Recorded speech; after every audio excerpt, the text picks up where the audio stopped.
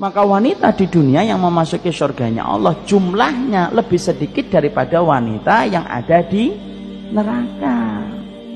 Karena mayoritas perempuan tidak berada di surga, mayoritas perempuan itu berada di dalam neraka. Yang ngomong bukan saya, yang ngomong Rasul. Kenapa Ustadz? Ibu-ibu sudah tahu jawabannya. Tidaklah mereka dicemplungkan ke dalam neraka bukan karena tidak memakai jilbab, bukan karena tidak sholat. Bisa jadi nutup aurat, bisa jadi sholat, bisa jadi puasa. Terus kenapa Ustadz? Karena mereka kufur kepada suami-suami mereka.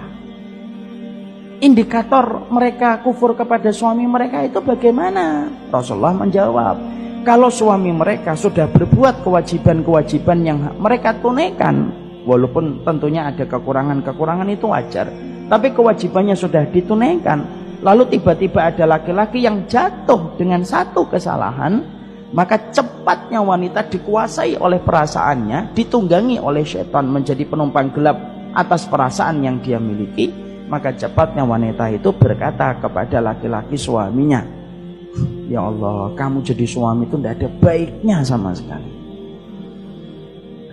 Perkataan sependek ini kalau sudah naik ke langit, kalau tidak disusul dengan taubat, itu bisa menghanguskan ibadah-ibadah yang dilakukan seorang wanita.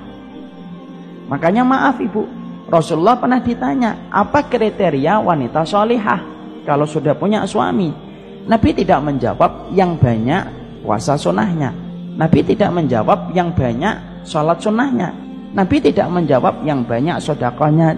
Tapi Nabi menjawabnya apa? Kriteria wanita sholihah itu Nabi menjawab, kalau kamu memandangnya maka wajahnya itu menyenangkan. Masya Allah ya, kesolihan ternyata ukurannya kepada wajah, bukan kepada rukuk, bukan kepada sujud, bukan kepada kosongnya lambung, bukan kepada perut, bukan kepada sholat tahajud. Tapi pertama kali yang disebutkan Nabi, ketika Nabi itu menyebutkan kriteria wanita sholihah itu dikembalikan kepada wajah. Berarti apa? Berarti disitulah kita paham medan jihadnya wanita itu ketika dengan seluruh fisiknya, bagaimana dia mendapatkan keridhaan dari suaminya. Jadi ternyata keberkahan wanita sebelum menikah sama ibu dan bapaknya, tapi keberkahan wanita ketika sudah menikah itu kepada suaminya.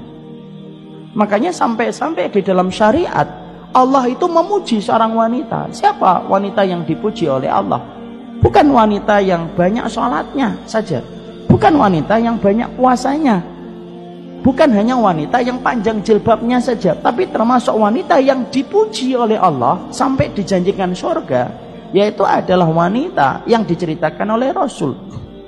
Kalau dia lagi bertengkar dengan suaminya, maka dialah yang meminta maaf. Terlepas siapapun yang salah, dia minta maaf dulu.